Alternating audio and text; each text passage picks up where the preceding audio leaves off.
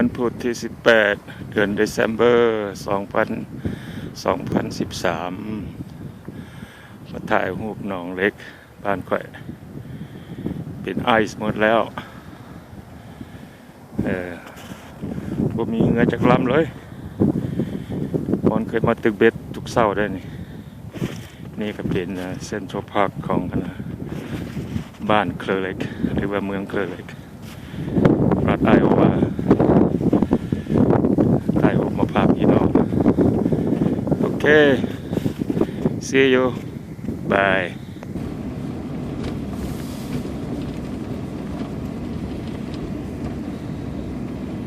นี่แหละเคลอเล็กบ้านข่อยเบิ่งเอาเด้อพี่น้องบัวน้อยบัวใหญ่ซ้ำนี่แหละขับรถออกบ้านสิไปการ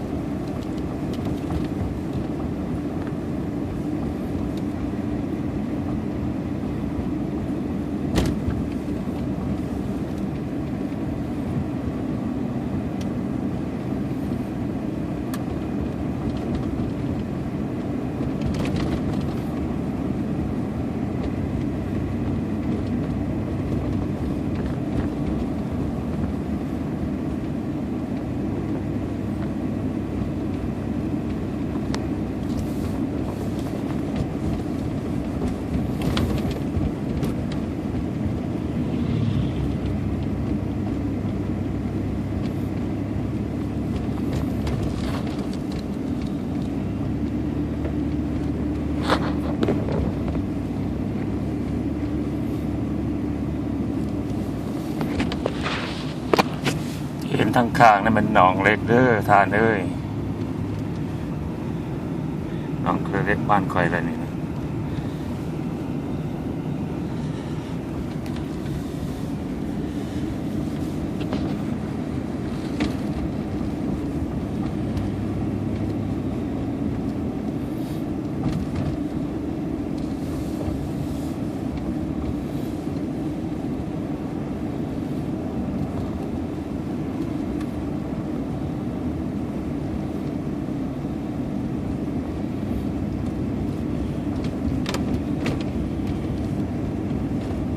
การขี่รถอ้อมหนองนี่ประมาณ45 นาที5 ชั่วโมงหนึ่งคันยามแรงพอแล่นไว้ได้ยามหนาวนี่ค่อยไปเป็นชั่วโมงหนึ่งพุ่นแหละจังสิอ้อม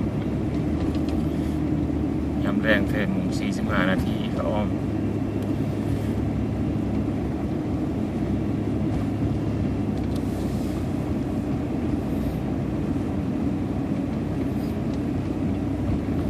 บ้านคือบ่มีคนอยู่เนาะมีแต่เฮือน มันหนาวไปก็อยู่เฮือน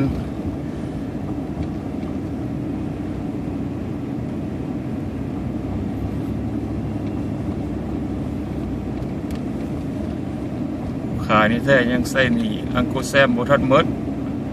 ต้องเสียภาษีให้รัฐอีกอยู่ต้องได้ไปยังบ่ทันฮอดเกษียณเทื่อส่วนหลายไทยบ้านนี่ก็มีแต่คนเกษียณคนเฒ่าคนอายุสูงเนาะอยู่ส่วนหลายเป็นเมืองตากอากาศโอ้เบิ่งหนองเด้อ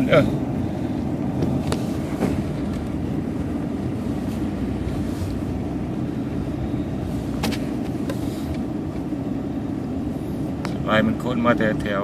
เมืองอื่นชิคาโกบ่เพิ่นเขาเจ้ามาตากอากาศพักผ่อนยามร้อน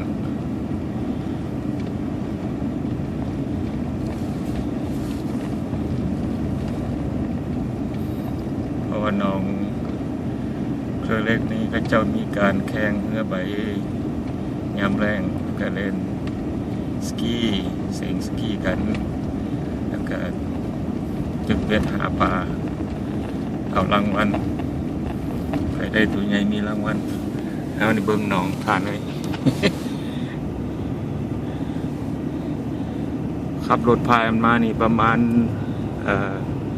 1/5ของหนองที่ว่าอ้อมหนองไปก่อนที่ไปการ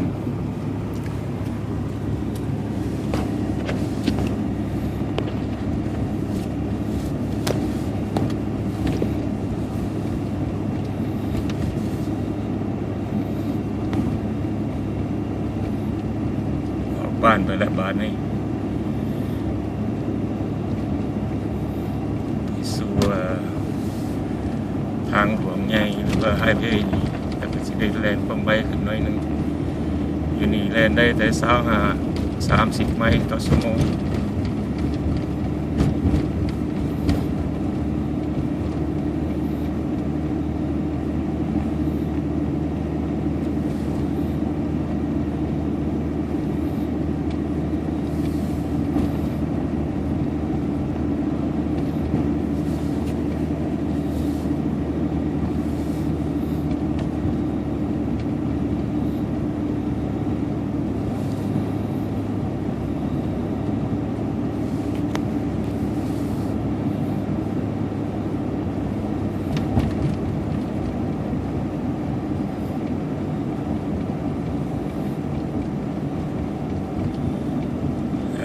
สิฮอดทางเลี้ยวขวาไปหาไฮเวย์ใหญ่ถนนใหญ่บ้านนี้สิได้แล่นความไวขึ้นหน่อยนึง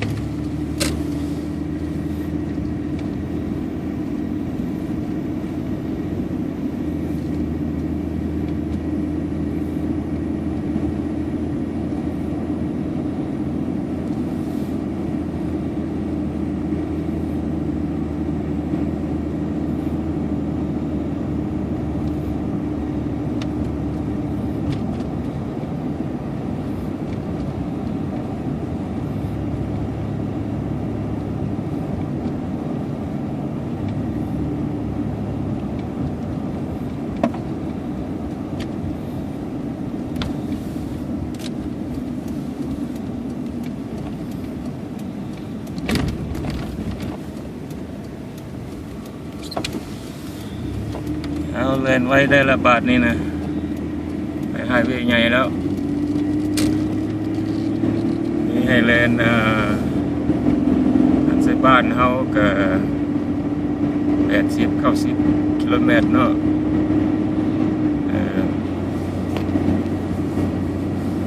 กับบ่แม่นไฮเวย์ใหญ่แท้เป็นนั้นถนนบ้านต่อบ้าน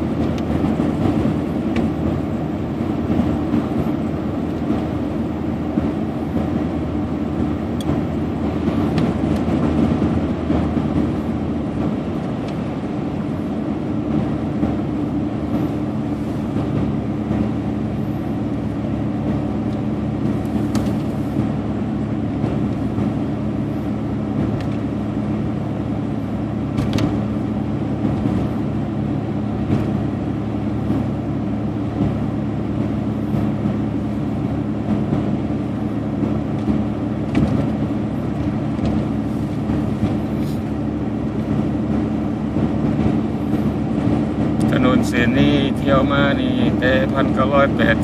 1984จนมาฮอดปัจจุบันเนี่ยชื่อเบิดแล้วขอบทางเป็นอันใด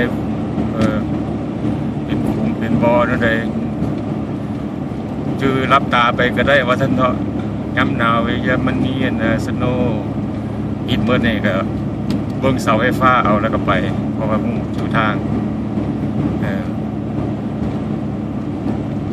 พรบ่เห็นหนทางเด็กพี่น้อง มันเป็นน้ำแข็งน้ำก้อนท่วมหมดได้มื้อนี้อากาศมันร้อนได้หน่อยนึงประมาณ10 องศาก็สิประมาณ-13-14เซนเซียสเนาะ10 องศาฟาเรนไฮต์มันเท่ากับวัน-13เด้บ้านเฮานะ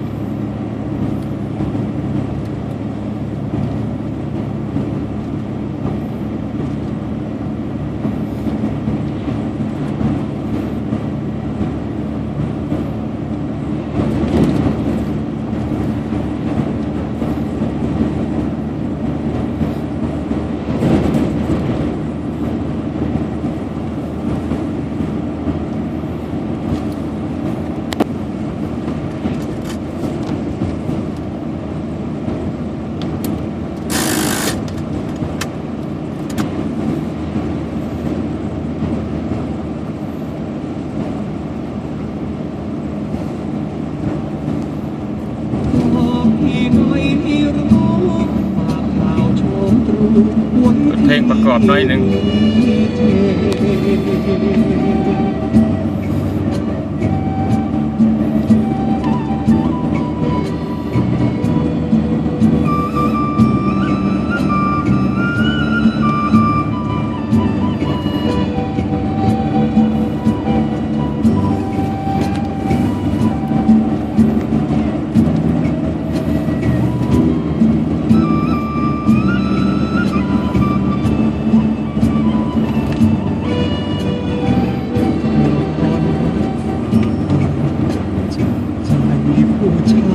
คนเศร้า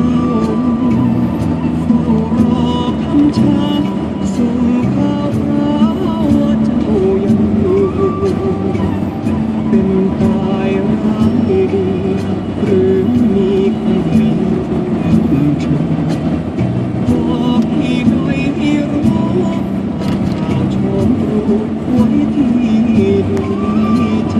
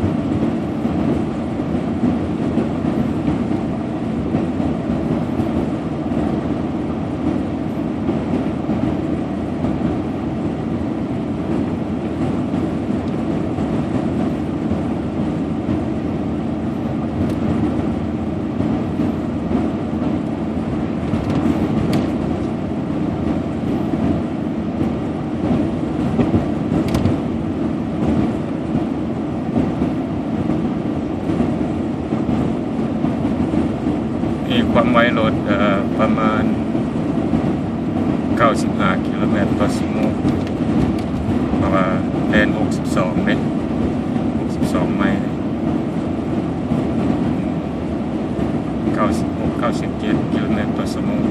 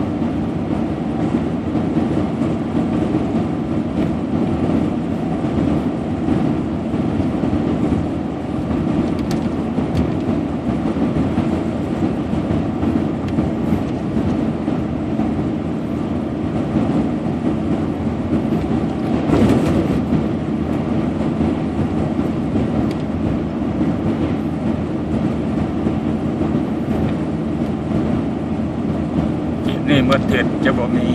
หิมะตกจะหนาวเล็กน้อยประมาณ50 องศาในบ้านเราทางเอเชียก็จะเป็นลบ14-15นี่นะ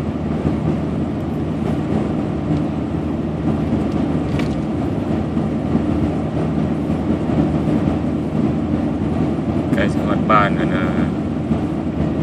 ควรเวียกเฮ็ดงาน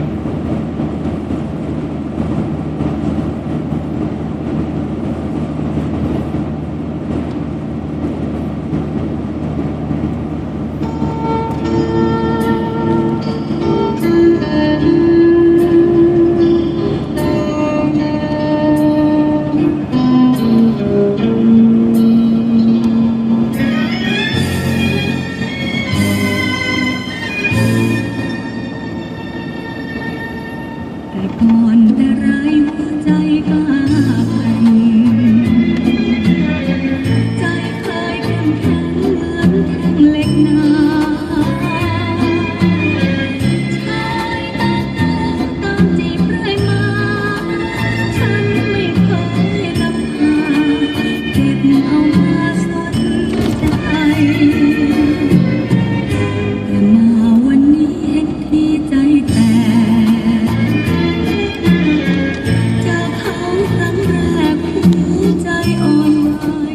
โอเคฮอดไฟเลี้ยวเข้าห้องการแล้วสีเลี้ยวซ้ายบาทนี่นะขอจบเท่านี้ก่อนเด้อแล้วค่อยพบกันใหม่